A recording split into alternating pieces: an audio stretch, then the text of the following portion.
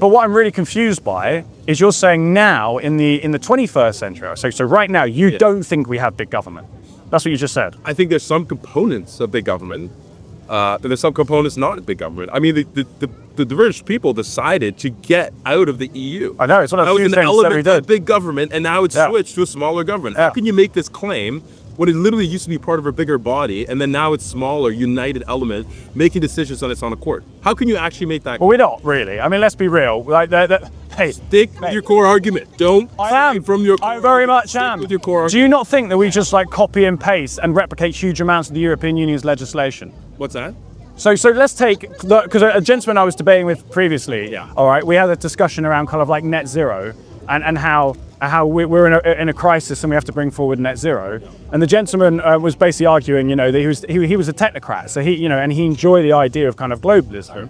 And the European Union drives massively the net zero argument, and we replicate and collaborate so much with the European Union. So I wouldn't strictly say we have like just withdrawn and we're completely out of it. Plus, another example is post-COVID, all right? I also mentioned that the World Health Organization brought forward a pandemic treaty, to which the idea that we sign something to give a foreign body a centralized globalist organization authority over our country, that is very big government. Not to mention, I strip it down. So I'm a liberal, okay? So I'm a classic liberal in the sense that I believe that government should be stripped back to essentially life, liberty, property, and to mediate and bring forward justice. And the people should be left as individuals to govern this country. Yeah, I mean, you're supposing notion of John Locke, dude. Yeah, absolutely. It's not that instrumental. Actually, doesn't sometimes work that much in practice. It's just great. And you can give many different examples. Like, dude, let's just. So that's small government. Let's give small government. Let's give the most pertinent example of actually small government and how it's working, which right now is perhaps the United States.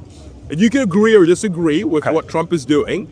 Yeah. But Trump's a lefty, in my having a small government that can go and take over a fucking sitting state, that Maduro, and literally compromise the concept of sovereignty is ludicrous. That's what you're basically saying. That small people should act in tandem and that big government should not be able to collaborate across the board.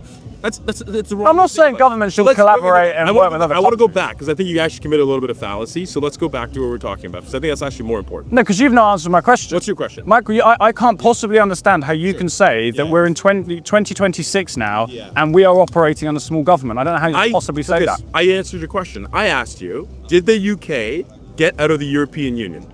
No. Did we agree? We had this assumption and baseline that the European Union was big government. European. Now I'm saying that now it's the UK. That's one thing. Independently. That's your question answered. No, you asked me a question, I gave you an answer. The European Union is one body. And now they're acting as a smaller body. Mate. You're committing a fallacy. Don't commit fallacies. You can have a core argument about it. Don't commit. This is incredible to me. Like you're literally committing a fallacy. I just answered your questions. First of all, you're misinterpreting what big government actually means. Government that's really big. That's the first. That's what I said. This is a broad question. Of course, yeah. What you need to do if you're actually going to have this thing for it to be productive, is that you need to break it down. Come with your baseline assumptions of what big government means.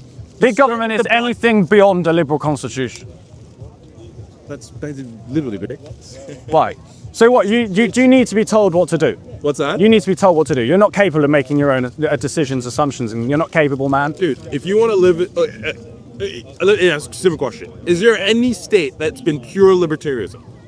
I'm not a libertarian. I don't believe in libertarianism. I understand that, but like your argument basically is stripping it down to that itself. Yeah, because I believe in solely in the individual, and I believe in your ability to make good decisions. I don't need the state to intervene. That's big. There's some people, unfortunately, who just like, based off circumstance, start in really poor position. Absolutely. And they need the welfare state to be able to assist. No, they don't. So basically, your claim is a mother. I won't go too dark, but let's just say a mother of 4 whose husband died and now has no source of income should not be able to get welfare state. Okay. Because she can do it based on her own onus. Of course you can't. No. That is ridiculous. Do you want me to answer the question? This is insane. This is an insane argument, and you know it yourself. No, I don't. I literally in a explained position against the wall. I'm really You know not. how to come out of that wall. No, it's really easy. It's like it's an easy What answer. should she do? Should we let her die and No. not do well? I believe if you want me to be, Just answer my question. Should we let her die and not do well? Of course we Should should. the welfare state should not be able to assist with her? so okay, It's ridiculous. To the mate, poor. It's all you're doing is ranting at me. All right, and getting emotional. Just chill and let's just have a conversation. Ask you a question. All I right. want to answer. My answer is really, really simple. Yeah. Okay. I believe in charity. I believe in loving thy neighbor in the traditional Christian sense. I believe in community, which has been destroyed. I do too. Right. Yeah, So we're like- all of those things have been wrecked, suffocated, and because of the welfare state. Because absolutely, you're basically saying you don't want to take responsibility for your neighbor. You don't want to take responsibility under charity. Now imagine a society.